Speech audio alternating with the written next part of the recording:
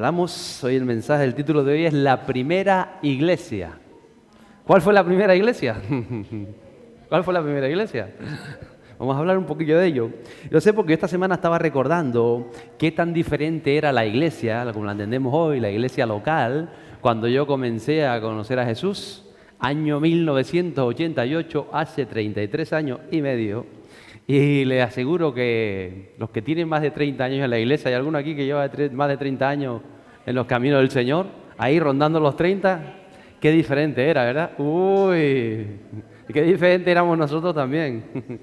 La idiosincrasia, esa palabra idiosincrasia, la traduje, o la definición de idiosincrasia era diferente. Es el conjunto de ideas, comportamientos, actitudes particulares o propias de una persona o de un colectivo de personas. Una forma de pensar, de actuar, costumbres, aun el lenguaje que se establecen entre las diferentes personas que estamos en un grupo. Eso es la idiosincrasia de un lugar, de una cultura, de una tierra o a veces de un país, y también de la iglesia universal y de la iglesia en particular. Yo recuerdo aquel tiempo la necesidad que tenía uno de hacer algo para la iglesia o en la iglesia. ¿Cuántos se acuerdan de eso, no? Si no hacías algo en la iglesia o para la iglesia, estoy hablando hace 30 años, tú eras un inútil. Tú decías, soy un inútil, no estoy haciendo nada para la iglesia. ¿O no? En aquel tiempo había gente que dejaba los estudios o que no iba más a estudiar porque quería estar en la iglesia. Porque los martes había célula, los miércoles había evangelismo, los jueves había culto, los viernes había salida no sé qué, los sábados había culto de jóvenes, los domingos era el culto y los lunes algo inventábamos. Y entonces cuando te preguntaban, ¿y qué estás haciendo en la iglesia? Y tú no estabas haciendo nada, te quedabas así mirando para el palomo y decías, yo toco las palmas, Había gente que el pastor no sabía dónde ponerla y darle la pandereta, que haga algo, que toque la pandereta. Y había gente que no sabía tocar la pandereta, que no cogía ritmo ni para atrás. ¿Recuerda eso? Los que llevamos 30 años y la raca, raca, y la canción estaba diciendo de espíritu y aquella raca, raca, raca, raca, raca. Y ese muchacho, aquí tiene la pandereta esa mujer. Yo decía, pastor, ponga la otra cosa. La pandereta no. Pero claro, ya se la dio una vez y ¿quién se la quitaba? Si la quitaba, que era la pandereta típica de iglesia, negra o blanca, que era una especie de media luna, que hacía un montón de escándalo, se compraba una y la traía al culto. Entonces ya no se podía quitar. ¿Cuántos se acuerdan de eso? Ay, menos mal que le llevan menos tiempo, no se acuerdan de esas cosas. ¿O tú qué hacías? No, yo toco la guitarra. ¿Y tú qué hacías? Yo reparto folletos. Algo tenías que hacer. Si no decía, el Señor no está contigo. Dios no está contigo. Y había gente que dice, bueno, ¿y tú qué haces? Pues apúntate aunque sea a limpiar la iglesia. Yo me acuerdo de joven. Los jóvenes nunca limpiaban ni su cuarto en su casa, pero se apuntaban para limpiar la iglesia. ¿Qué cosas, no? Porque así estaban haciendo algo. Y la casa hecho un asco. Y la madre peleando con ellos, no recoges tu cuarto, no, voy a limpiar la iglesia. Y cuando decía, no, y cuando habían células, las células eran reuniones hogareñas, tenían diferentes nombres en la iglesia local, pero entonces tenías que ir a una célula. Y la célula era como la iglesia, pero en tu barrio, en tu vecindario. Y entonces decía, bueno, yo como soy un inútil, yo no hago nada, pues yo abro mi casa para la célula. Entonces, ¿tú qué haces en la iglesia? No, yo abro mi casa para que alguien venga a compartir a la célula. Y había otro que decía, ¿y tú qué haces? Yo doy testimonio a la célula. Yo a veces pensaba, pero si nadie en tu trabajo sabes que eres cristiano y tú vas a dar testimonio a la célula, no, en la célula como son todos creyentes yo puedo decir, ay, lo que hace Dios en mi vida. Y ahí daba el testimonio. Pero después resulta que nadie sabía fuera de la célula que era creyente.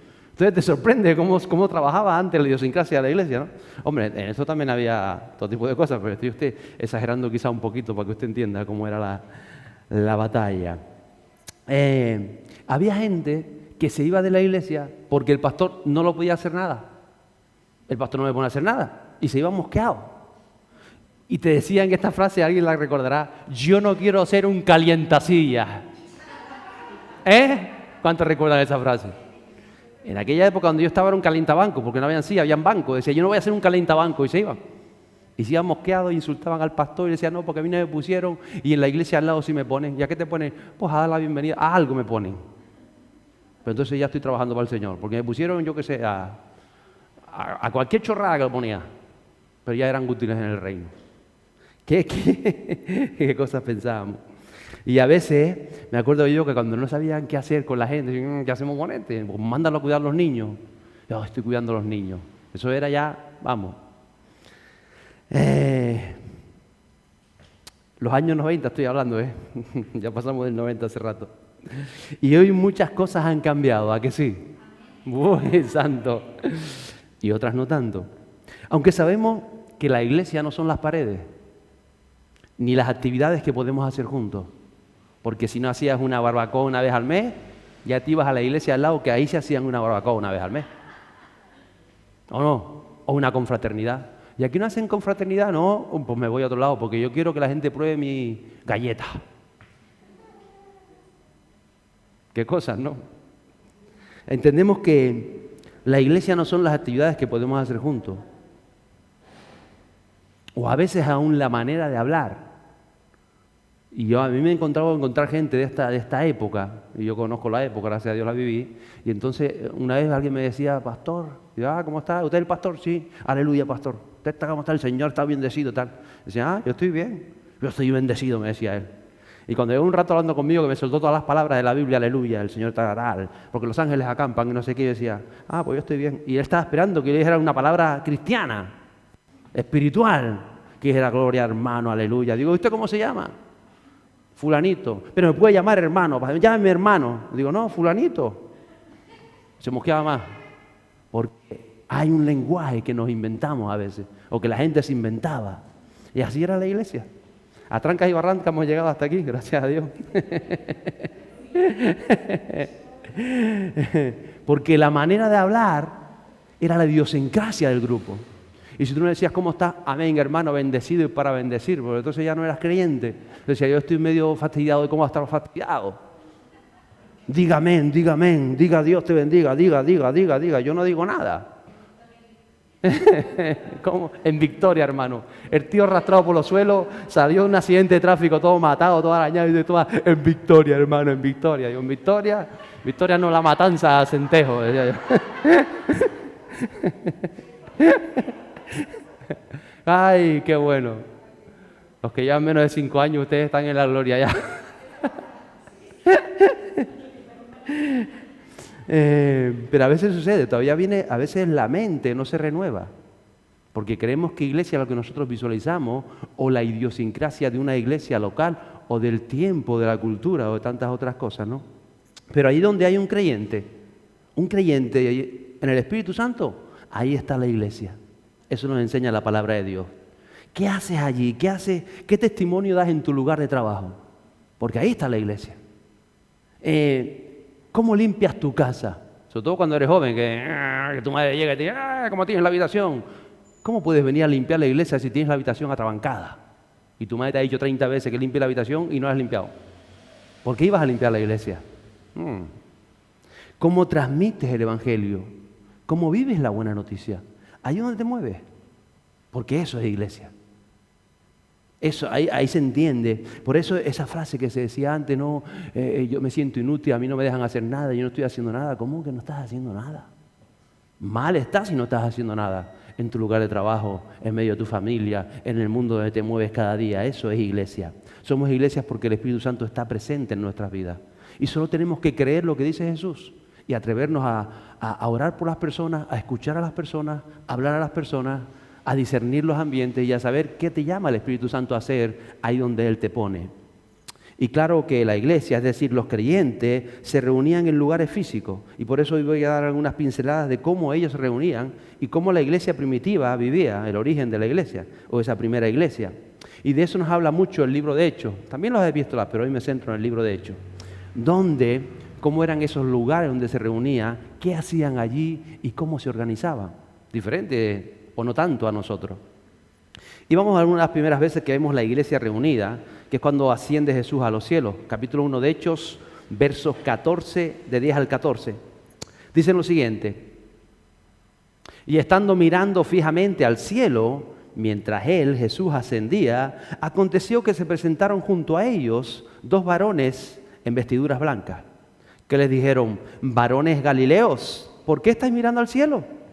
Este mismo Jesús, que ha sido tomado de vosotros al cielo, vendrá de la misma manera, tal como le habéis visto ir al cielo. Entonces regresaron a Jerusalén desde el monte llamado de los Olivos, que está cerca de Jerusalén, camino de un día de reposo, 1,5 kilómetros aproximadamente. Cuando hubieron entrado en la ciudad, subieron al aposento alto, donde estaban hospedados Pedro, Juan, Jacobo y Andrés, Felipe y Tomás, Bartolomé y Mateo, Jacobo, hijo de Alfeo, Simón el celote y Judas, hijo de Jacobo, no el Iscariote, por supuesto. Verso 14, todos estos estaban unánimes, entregados de continuo a la oración, junto con las mujeres y con María, la madre de Jesús, y con los hermanos de él. O sea que los primeros los vemos reunidos ahí al aire libre en el monte de los Olivos, que está justo frente a las murallas de Jerusalén, y allí estaba y escucharon a Jesús las últimas instrucciones del maestro, y Jesús fue llevado, ascendió, y ellos siguieron las instrucciones de los ángeles. Se quedaron así mirando para arriba como diciendo, viene otra vez, y los ángeles estuvieron como al lado. Yo no sé cuánto tiempo estuvieron atónicos mirando cómo Jesús se había ido, y quizás preguntándose, ¿y ahora qué? Jesús se fue, ¿y ahora qué? Y entonces los ángeles les tuvieron que poner los pies en el cielo y dijeron, muchachos, hombres de Dios, hombres galileos, ese que subió también va a venir de la misma manera. Hagan lo que les dice. Él les había mandado que esperaran la promesa, que ellos no tenían bien claro qué era eso de la promesa. Recuerde que no estaba escrito nada en el Nuevo Testamento. Tenían las instrucciones de Jesús cuando estuvo caminando entre ellos y lo que era el Antiguo Testamento. Entonces, vemos que una vez que Jesús ascendió a los cielos, la iglesia primitiva, el primer lugar donde se reúne es en el aposento alto. Yo sé que escuchamos tanto la palabra aposento alto que la espiritualizamos. Aposento alto es como decir en el piso más alto de una casa, en el segundo piso o máximo en un tercer piso, que eran las edificaciones máximas de Jerusalén en aquel tiempo. Y normalmente el último piso era el más amplio porque los de abajo tenían muchas columnas para aguantar los de arriba, y el de arriba no tenía columnas, o sea, era la sala más grande, más diáfana que había. Entonces donde más cabían era en el aposento alto o en el tercer piso. Si fuera ahora en el edificio donde vivo yo, sería el 5.º piso, que es donde vivo yo. Mi esposa y yo vivimos en el aposento alto, santo. De encima de nosotros no hay nada, está la azotea. El 5.º piso es nuestro aposento alto. Entonces eso es el aposento alto. Yo sé que a veces lo espiritualizamos, el aposento alto. No. El tercer piso o el segundo piso, no sabemos cuántos pisos tenía el edificio. Pero ahí estaban, ellos fueron. Yo entiendo que era el segundo piso. Y estaban allí donde se reunieron, en ese segundo piso, y estaban, dice, unidos. ¿Por qué? Porque estaban los apóstoles. Es decir, había un liderazgo que había sido formado por el mismo Jesús. Y cuando hay un liderazgo fuerte, cuando hay un liderazgo de unción, ahí hay una unidad. Estaban entregados, dice, a la oración y a la comunión con Dios. A la espera de ellos no se sabía bien qué era o quién era el Espíritu Santo. No había sucedido. No sabían, que ellos conocían el testimonio de Sansón, que caía el Espíritu, el de José y tantas otras cosas, pero no sabían exactamente lo que Jesús les había enseñado. Los versos 15 y 16, que continúan este texto, dicen, por aquel tiempo Pedro se puso de pie en medio de los hermanos. Y había un grupo como de 120 personas estaban reunidos allí. Ya sabemos más o menos cuántos se reunieron por vez primera. ¿Cuántos más o menos? 120 personas estaban allí. Y dijo, hermanos, tenía que cumplirse la escritura en que por boca de David el Espíritu Santo predijo acerca de Judas, hablando del Iscariote, el que hizo guía de los que prendieron a Jesús. Entonces no solamente estaban orando, sino comenzaron a tomar las primeras decisiones. ¿Y quién las tomaron? Los apóstoles, los que estaban liderando la iglesia. Se levantó Pedro entre 120 y él trae una palabra del Antiguo Testamento. Él trae una palabra de la Biblia. Él en aquel tiempo de oración recordó aquella escritura de David que dice, estaba profetizado que de los 12 que eligió el Señor, uno lo iba a traicionar. Y se acordó de aquello. Dice, pero claro, no podemos estar incompletos. Éramos 12, ahora somos 11, nos falta uno. Ellos entendían las puertas de Jerusalén y el mensaje de Jesús y las 12 tribus. Ellos sabían que faltaba un apóstol. Entonces dice, tendremos que elegir a alguien. Dice que estuvieron orando, que echaron suertes, que pusieron algunos a José y a Matías, y al final eligieron a Matías como apóstol. O sea, que no es que estuvieran todo el rato orando, no, tomaban decisiones. Estaban ellos organizándose y esperando lo que Dios quería hacer. Ahí estaba. La importancia, una vez más, del liderazgo. Y por eso, aquel que le faltaba, ellos decidieron tomar a Matías como apóstol. que Matías también había estado con Jesús, no eran solamente 12, había mucho mayor, y de aquellos otros que habían estado con Jesús, ellos eligieron a Matías. Y había, como hablo, un liderazgo, apóstoles, luego vemos las epístolas que se instituyen pastores, obispos, diáconos, ancianos los que sean viejos. Cuando usted lee la palabra anciano, a veces era gente mayor, anciano se refiere a gente madura, gente de unción, gente de experiencia o de un contacto con el Espíritu, anciano, como gente de honra, importante en el liderazgo. Y yo leía esto porque el liderazgo es importante desde la iglesia primitiva. Y estaba precisamente yo casi acabando el libro de Éxodo esta mañana y quisiera leer algo que también habla del liderazgo, el capítulo 32 de Éxodo. ¿Te lo di esa referencia también? Sí. Versos 25 y 26, que me lo asocié con lo que trataba de traer el día de hoy. Dice, viendo Moisés al pueblo desenfrenado, porque Aarón les había permitido el desenfreno para hacer burla de sus enemigos, se paró Moisés a la puerta del campamento y dijo, el que esté por el Señor, venga a mí. Y se juntaron a él todos los hijos de Leví. Y usted conoce la historia, quizá en otro día hablaré de ella, que hemos estado hablando del libro de Éxodo. Moisés sube 40 días al monte Sinaí, allí pasan tantas cosas que están pasando, hay terremotos, hay fuego, y ellos piensan que Moisés lo ha matado el Señor, y los creyentes quieren hacer algo. Y le dicen, Aarón, vamos a hacernos, yo creo que Dios se enfadó con nosotros, mató a Moisés, y vamos a hacernos un Dios para decir, porque sin Dios no podemos estar. Y entonces dice que hicieron el becerro de oro, dice que hicieron un buril es como un molde que se hacía normalmente con cerámica, con arcilla, recogieron el oro de los que tenían de zarcillos, de anillo, fundieron el oro, lo metieron en el buril, en el molde, y luego cuando rompieron el molde, pues salió un becerro, porque el molde era un becerro. Y eso es lo que hicieron. Y entonces ¿por qué sucede esto? Porque Aarón no se atreve a enfrentar la situación. Aarón se queda en el liderazgo del pueblo, pero le da miedo o le da vergüenza enfrentarse con el pueblo. Le da miedo muchas veces, por el que dirán, o porque el cómo lo hago, o para no quedar mal con las personas, o por esto, por lo otro. No hace lo que sabía que estaba bien, lo que era correcto. Y entonces, ¿qué hace Aarón? Intenta, para que no se le escape de las manos, unificar la adoración al becerro con la adoración al Señor. Y mezcla las dos adoraciones. Y dice, pues ahora, como ya soy el sacerdote y tenemos el becerro, vamos a hacer las fiestas del Señor, y hace una mezcla de esas cosas. Por eso es importante un liderazgo con visión, y un liderazgo con unción, y un liderazgo con la palabra de Dios, sabiendo bien claro lo que el Señor dice. Y por eso usted tiene que ser un líder en su hogar, un líder en su trabajo. Un líder no es el que manda, un líder es el que conoce la palabra de Dios y la pone en práctica. Eso es un líder.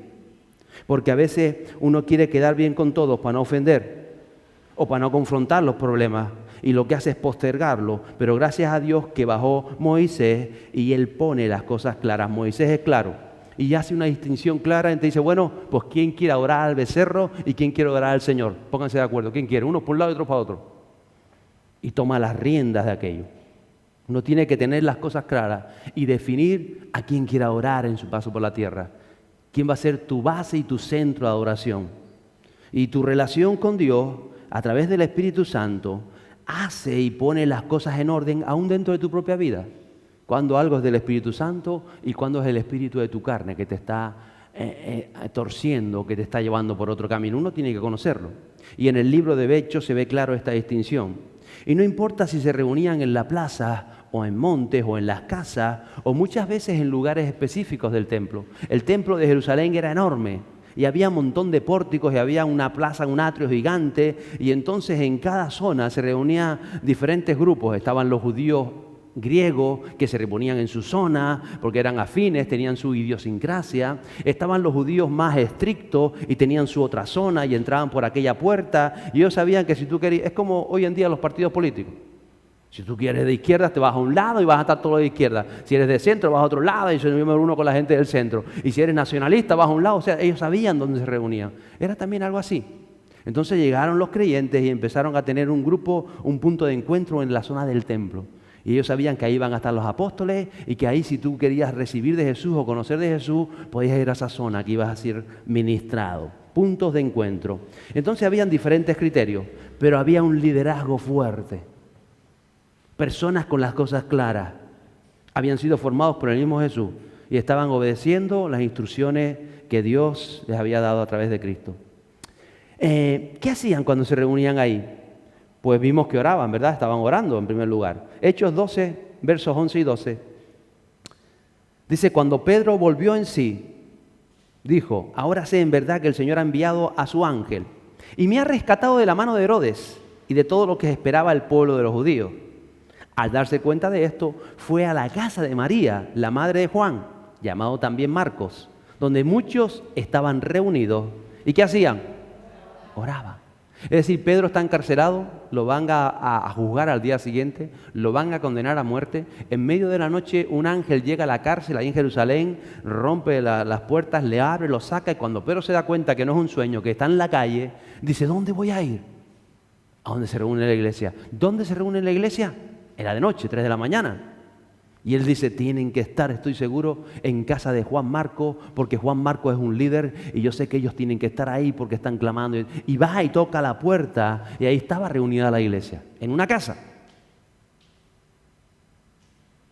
4 paredes, había gente que estaba orando, estaba intercediendo por él, en la casa de Juan Marcos. Y vemos a los apóstoles también que subían al templo a la hora de la oración. O sea que la iglesia estaba en todo lugar. Estaba en lo alto del monte de los olivos. ¿Por qué? Porque había creyentes allí. Pero estaba en casa de la mamá de Juan Marcos. ¿Por qué? Porque habían creyentes que estaban orando. Pero estaba en el aposento alto. ¿Por qué? Porque era la posada donde habían creyentes que estaban buscando a Dios. Y estaba en el templo porque habían creyentes que a la hora de la adoración, a las 3 de la tarde, que una vez hablamos de eso, subían y se reunían en ese punto de encuentro y sabía que iban a haber creyentes orando y clamando y aprendiendo lo que el Señor les estaba mostrando. O sea, ¿dónde estaba la iglesia? En todos lados. Dígaselo en canario. En todos lados estaba. En todos lados estaba la iglesia. ¿Dónde estaba la iglesia? En todos lados. En todos lados donde habían creyentes comprometidos con el Espíritu Santo. Ahí estaba la iglesia. Y ahí acudían los cristianos. Capítulo 3 de Hechos, versos 6 a 9. Dice, pero Pedro dijo, no tengo plata ni oro, mas lo que tengo te doy. En el nombre de Jesucristo el Nazareno, anda, y haciéndolo de la mano derecha lo levantó. Al instante sus pies y tobillos cobraron fuerza y de un salto se puso en pie y andaba. Entró al templo con ellos caminando, saltando y alabando a Dios. Todo el pueblo lo vio andar y alabar a Dios. Y note que el milagro de este hombre se produce a través de Pedro y Juan, que ellos van camino del templo. Se produce en la calle. ¿Dónde se produce el milagro? ¿Dónde? En la calle. ¿Por qué? Porque Pedro, lleno del Espíritu Santo, ve a aquel hombre paralítico que no había caminado en su vida y lo ve en la calle y le dice, no tengo que darte una moneda, pero tengo algo más grande que darte. Y en el nombre de Jesús, aquel hombre se levantó y ¿qué hace? Se levanta y se pone a brincar y entra al templo y en el templo da testimonio. Y dice que la gente se pone a alabar a Dios. Ahora estábamos cantando la alabanza, estaba yo recordando, Señor, ¿por qué venimos al templo a alabarte? Una de las cosas, de esto se puede hablar mucho. Una de las cosas es que se piensa o se estima por la palabra de Dios que el mismo Satanás, cuando fue creado, el Lucifer, era el jefe o el ángel de la alabanza. Y por eso dice, los tambores estuvieron preparados, los tamboriles, la flauta. O sea, que estaba todo preparado y él toma esa posición, ese querubín de alabanza. Y cuando él cae de su trono y deja por su maldad y por el pecado de su corazón, se rebela contra Dios, Dios nos dejó a nosotros la alabanza. Al hombre pecador, pecaminoso, que recibe a Cristo en su corazón y que puede alabar a Dios. Qué importante es alabar a Dios, porque avergüenza al enemigo, porque Dios dice, mira, esa era tu posición y esta gente a pesar de sus errores y a pesar de todo lo que ha sido lavada por el Cordero y el Espíritu Santo usa sus vidas, usa sus manos, usa sus voces, usa su cuerpo para alabar al Padre. Eso es importante alabar. Gracias, Jesús. Entonces, cuando uno lo entiende, cambia su percepción aún de la alabanza y la adoración. Pero a veces no entendemos estas cosas. Pero no sé por qué estaba a la mente mientras estábamos alabando Yeshua, ese nombre que es sobre todo nombre. Lo cierto es que este hombre paralítico entró y en el templo también se alababa a Dios. Se cantaban los himnos, se cantaba todo ese folclore judío, que en aquel tiempo no era como el folclore nuestro o canario, que está muchas veces relacionado con la idolatría, con los santos, con esto y con lo otro. El folclore judío estaba relacionado con Dios, con el omnipotente, con su folclore tradicional. Entonces ellos cantaban su folclore tradicional enfocado en la persona de Dios, del Espíritu Santo y luego de Jesús. Entonces ellos están ahí y este hombre entra y se pone a dar testimonio y todos le conocían que había sido paralítico. Y eso fortaleció la fe de muchos, hizo que muchos creyeran en el Señor. Entonces cuando se reunía la iglesia también había testimonio. Y vamos también al capítulo 2 de Hechos, que es el primer sermón de Pedro, que se cree que fue bien en la plaza de Jerusalén o bien en el atrio del templo, no sabemos exactamente dónde fue. Hay diferentes opiniones, pero el verso 41 y 42 del libro de Hechos, capítulo 2, dice: entonces los que habían recibido su palabra fueron bautizados y se añadieron aquel día como 3,000 almas. ¿Cuántas almas? Es un montón. Y cada vez que dice almas habla de hombres, mujeres y jóvenes. Y se dedicaban continuamente a las enseñanzas de los apóstoles, a la comunión, al partimiento del pan y a la oración. Y usted lee esto y lo ve tan bonito, ¿verdad? 3,000 personas, dice que se bautizaron. ¿Quién bautiza a 3,000 personas en un día? En Jerusalén, que no estaba la playa cerca. Pero ellos se bautizaron en ese día. ¿Cómo? La Biblia no hay detalles. Yo imagino que si eran 12 apóstoles los que bautizaban, tocó, y se las cuenta, 3,000 entre 12, 250 personas cada uno tuvo que bautizar. Imagino que irían al estanque de Siloé, al estanque de Betesda, a las otras fuentes que había en Jerusalén, pero se bautizaron ese día. Y si es verdad que estaban los 120 personas más o menos que aquello, y no eran solamente los 12, pues entonces tocó a 25 cada uno. Mucho menos que 250, ¿verdad? ¿A cuántos tendrá que bautizar usted? Si vienen 30,000 personas mañana, ¿está preparado para hacerlo?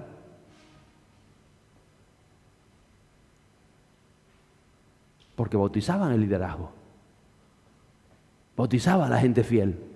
Bautizaba a la gente que había respondido al compromiso con Cristo, que buscaban a Dios, que eran de oración y que el Espíritu Santo se derramaba.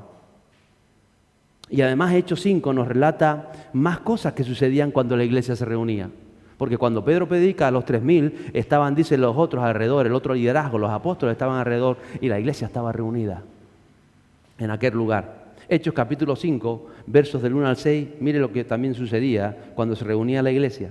Dice: pero cierto hombre llamado Ananías, con Zafira su mujer, vendió una propiedad y se quedó con parte del precio. Sabiéndolo también su mujer, o sea, se pusieron en común acuerdo. Qué importante es el poder del acuerdo, para el bien o para el mal. Y trayendo la otra, la puso a los pies de los apóstoles. O sea que cuando la iglesia se reunía, la gente, como estos, vendían sus cosas, sus propiedades o donaban cosas a la iglesia y los ponían a los pies de los apóstoles. Ni siquiera en eso que tenemos nosotros. Lo ponían a los pies de los apóstoles, del liderazgo que estaba allí. Dice: mas Pedro dijo: Ananías, ¿por qué ha llenado Satanás tu corazón para mentir al Espíritu Santo y quedarte con parte del precio del terreno? Mientras estaba sin venderse, no te pertenecía no haberlo vendido. Y después de vendido, ¿no estaba el dinero bajo tu poder?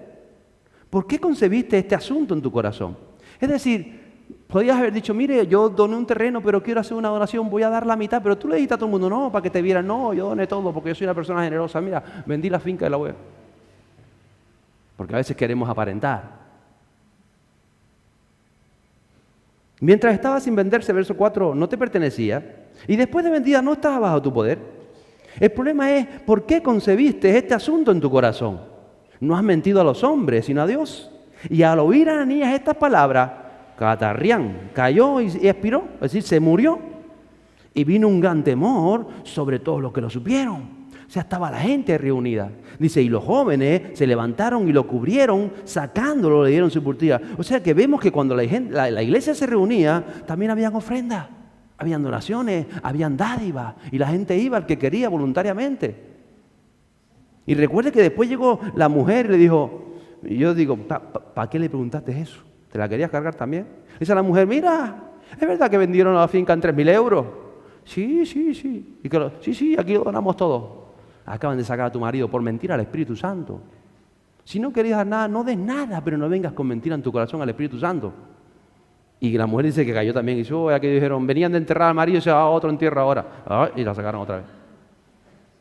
¿Qué sucedió? Que la cosa está seria. Esto de la iglesia es serio. Porque se trata del Espíritu Santo.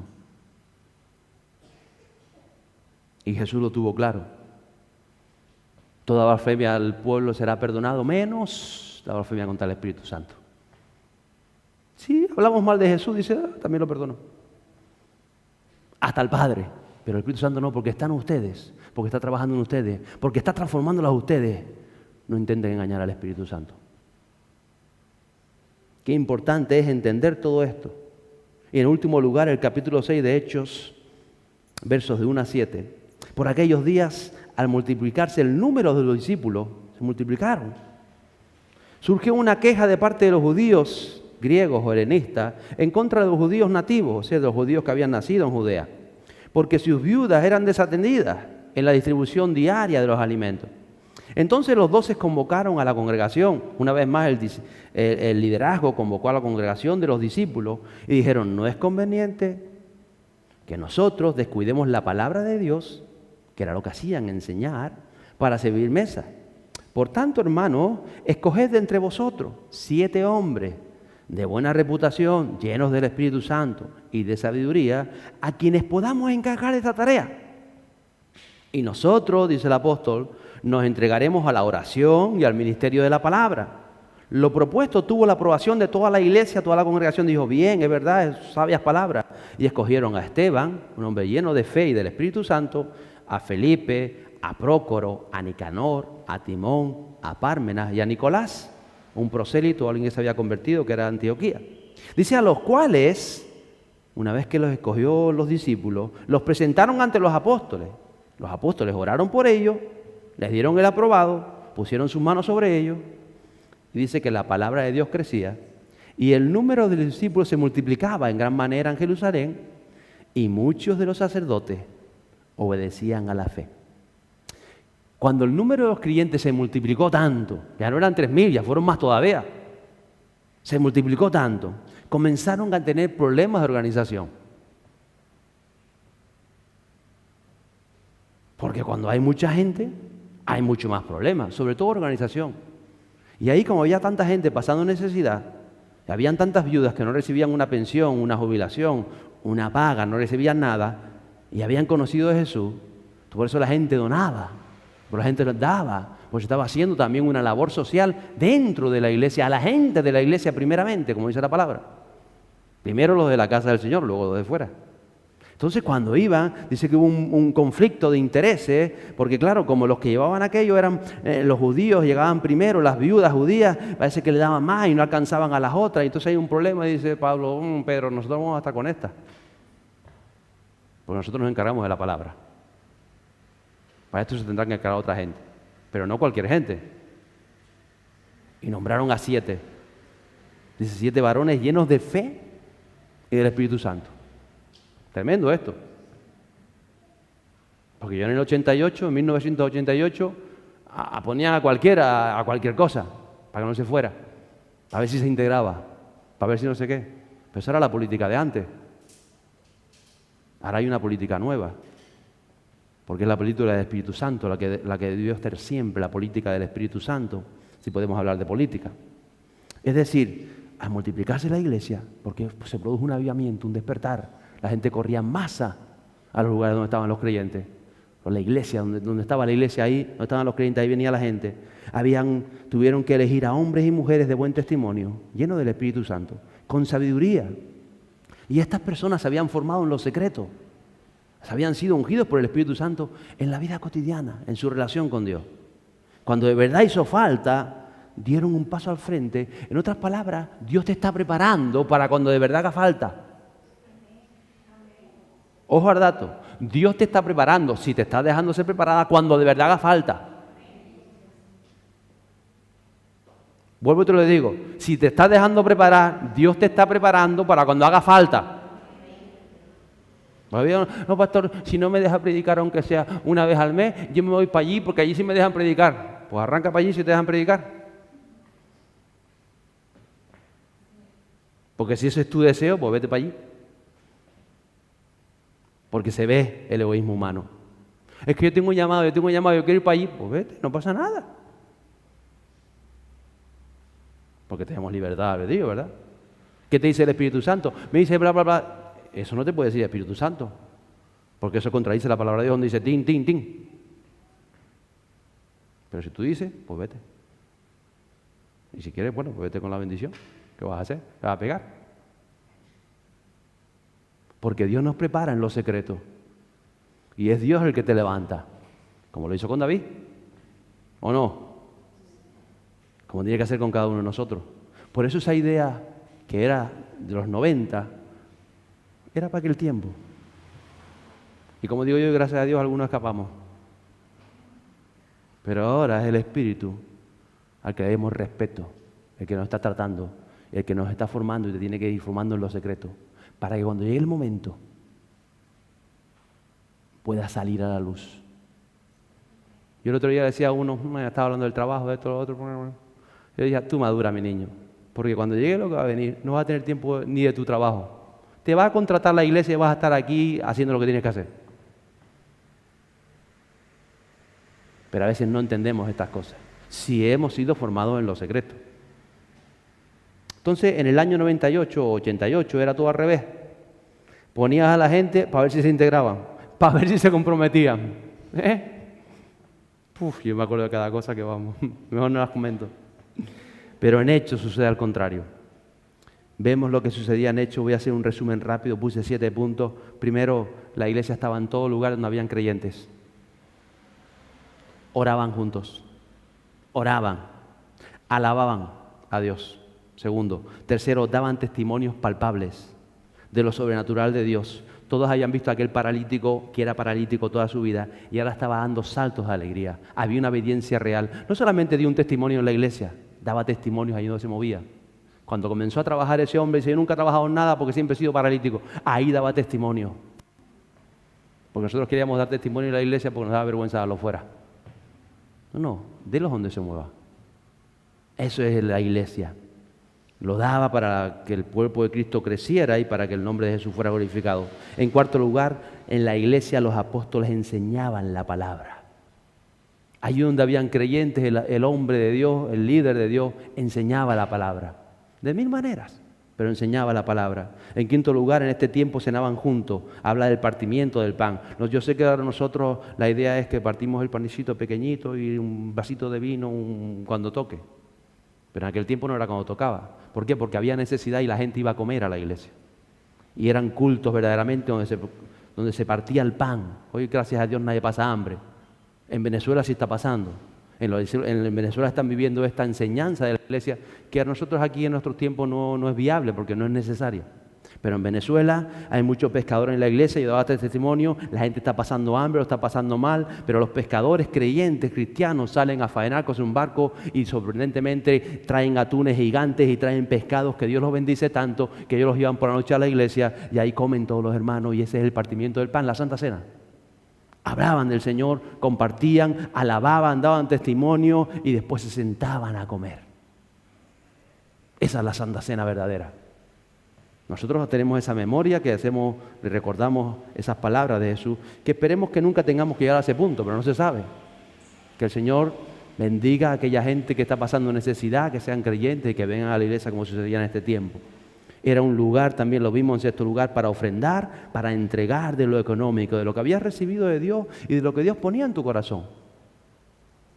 Y en séptimo lugar, era el lugar donde estaba la iglesia que surgen diáconos, es decir, líderes, para servir también en los lugares de reunión, porque van a hacer falta líderes también para el lugar de reunión.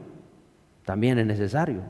Pero han tenido que ser primero líderes en sus casas, líderes en sus hogares, líderes en su matrimonio, líderes en el lugar de trabajo. Y vuelvo y digo, líder no es el que manda, es el que escucha a Dios y pone el evangelio en práctica ahí donde está. Y que sirve, porque si algo tiene un líder es que aprende a servir. Es un servidor del Espíritu Santo. Y todas esas características. Porque todos en este tiempo, la iglesia primitiva, entendían que donde estaba el verdadero trabajo, donde uno sirve de verdad, donde uno es útil, es ahí donde el reino y donde Dios te pone. Entonces no podía decir, yo me voy porque soy inútil, porque no me mandan a hacer nada, porque entonces no han entendido el Evangelio. El Evangelio es servir a Cristo, ahí donde te mueve, donde el Espíritu Santo te lleva, Él te mueve. Esa es la verdadera iglesia. El lugar de trabajo, cuando estás con tus amigos, en medio de tu hogar, en la medida de que tu vida misma vive, estás llevando a cabo la labor de la iglesia. Y no quiere decir que entonces cada vez que ves un amigo y te sientas a tomar un café, recibe a Cristo en tu corazón, aleluya. No es eso. Porque quizás vas a tener que escuchar simplemente a la persona y hablar de pesca o de que el Real Madrid le ganó a Barcelona. No para todos es así, pero bueno, vamos a dejarlo así entonces. ¿Entiende lo que le digo? Porque no somos religiosos, somos cristianos. Porque Jesús se sentó a escuchar a la samaritana y escuchó a tanta gente y le tenía una palabra certera. Tenemos que ser iglesia ahí donde estamos. Y a veces ser iglesia es escuchar, pero otras veces sí vas a tener que decir, puedo ya orar por ti. Porque creo que si Dios te puso en mi camino, quiero orar por ti, Dios quiere hacer algo en tu condición, en tu matrimonio. ¿Crees en el Señor? No, pero yo sí creo. ¿Me dejas orar por ti? Vas a tener que hacerlo. Y vas a tener que tomar decisiones y vas a tener que ser guiado por el Espíritu Santo. Y eso lo va a hacer el Señor. Y vas a dar testimonio de lo que Él está haciendo en tu vida. Eso también es iglesia. Entonces, no se te puede pasar por la cabeza lo que se nos pasaba a nosotros en aquel tiempo. Es que a mí no me dejan hacer nada. Yo no hago nada en la iglesia. Si se te pasa por la cabeza, hoy has entendido un poco más el Evangelio. Y cada uno con sus dones. El que es llamado a interceder, por ejemplo, se levanta, yo puse este ejemplo, se levanta un domingo por la mañana e intercede por las almas que han de venir cuando la iglesia se reúne. Ese es el intercesor. No, es que si no se reúnen todos en la iglesia a interceder, yo no intercedo. Pues entonces no eres intercesor. Porque el intercesor no está esperando a que haya un culto de intercesión para interceder. El intercesor simplemente intercede. Sea que lo llama el Espíritu a las 3 de la mañana, sea que busca un tiempo en la mañana, sea que la noche antes de acostarse está clamando por aquello que Dios pone en su corazón. Ese es el intercesor. Y el evangelista, que somos todos, no es el que dice, no, yo estoy esperando a ver si el pastor hace una campaña evangelística en la plaza para yo ir a evangelizar. No, el evangelista va a evangelizar cuando va a su lugar de trabajo. Y no es que vaya a repartir folletos. Evangeliza con su vida, con su tiempo, con su dedicación a otros, con el servir en su empresa, con el servir aquí, con escuchar a la gente y con hablar del amor de Cristo y expresar el amor de Cristo. Y el pastor pastorea. Yo soy llamada a pastorear. Pues está bien. ¿Y estás pastoreando a tu esposa? No, mi esposa ni que le diga nada. Pues el pastor se sienta a tomarse un café con alguien y pastorea. El pastor necesita un púlpito para pastorear. Y todos tenemos ese llamado en todo sentido porque todos de alguna manera somos intercesores, somos evangelistas, somos pastores. Somos hasta profetas, recibes cosas para la persona. ¿Entiende lo que le estoy diciendo, verdad? Somos iglesia. Diga conmigo, soy iglesia. En el nombre de Jesús. Cada uno con sus dones. Simplemente lo hacemos porque somos iglesia y edificamos la iglesia de Cristo. Y vamos a todo aquello que el Espíritu Santo quiere hacer en el nombre de Jesús. Diga conmigo, así sea.